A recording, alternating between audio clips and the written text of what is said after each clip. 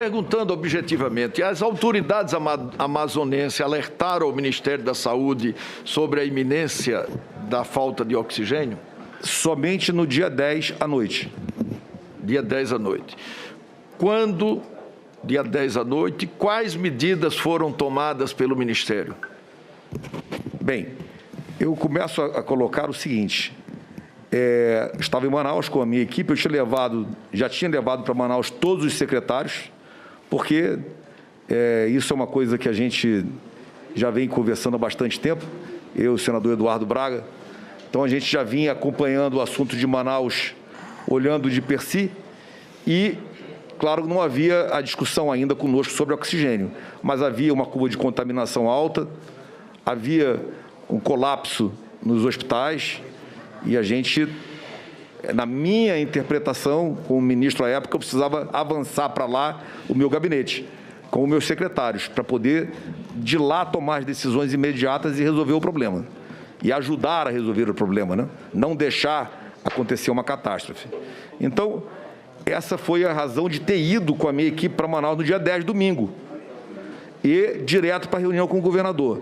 No dia seguinte, às 7h30 da manhã, eu me reuni com a White Martins, às 7h30 da manhã de segunda-feira. E, nesta reunião, a White Martins colocou para mim que, sim, estava com dificuldades logísticas grandes, porque ela recebia, na realidade, isso vai ser mais longo, eu não quero virar prolixo aqui, mas a White Martins, ali naquele momento, disse que estava com dificuldade de cumprir a etapa dela, porque estava com atrasos na chegada de balsas de Belém, e aquilo que estava quebrando a lógica dela de estoques em Manaus. Então, no próprio dia 11, na segunda-feira, depois da reunião da White Martins, eu achei necessário fazer a abertura do Centro Integrado de Coordenação e Controle com o Estado, o município e as Forças Armadas.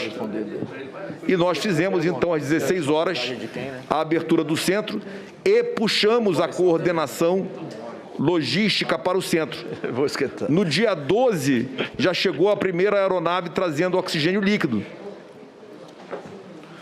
Então, eu queria colocar aqui aos senhores que, quando nós entramos com bastante força. Nós chegamos no dia 10, no dia 11 abrimos o Centro Integrado de Coordenação e Controle e, já na sequência, no dia 12, já começaram a chegar as aeronaves trazendo mais oxigênio. General, só uma dúvida, por favor, interrompendo. Senhor, a competência para fornecimento de oxigênio era de quem? Do Estado. Isso. Do Estado. E faltou alguma coisa por parte do governo federal para assessorar, apoiar? Não, nada.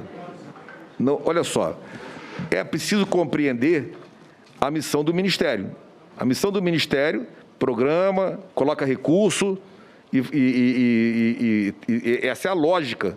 A execução plena é do Estado e do município, isso não há essa discussão. Quando nós fomos a Manaus, era porque nós estávamos vendo que a situação não estava boa. Não estava boa. Nós não sabíamos ainda de oxigênio. No momento que eu soube de oxigênio, eu já comecei a agir. Imediatamente. E coloco dessa forma porque foi exatamente o que aconteceu. Ministro, eu tenho algumas perguntas objetivas aqui sobre essa questão. 8 dias? As autoridades amazonenses alertaram o Ministério da Saúde sobre a iminência da falta de oxigênio? Não alertaram, apenas no dia 10 à noite, pessoalmente. Por que as medidas tomadas por Vossa Excelência não foram suficientes para evitar o colapso? Olha, eu acredito que as medidas possíveis a partir do dia 10 foram executadas, todas executadas. Com relação à situação específica do Amazonas em termos de logística e a resposta, o tempo de resposta, a partir de acionamento de força aérea, barcos da marinha e civis, em 4 dias, 5 dias, nós já estávamos com os níveis de estoque sendo restabelecidos. Agora, ministro, a resposta é, se nós tivéssemos sabido antes, poderíamos ter agido antes.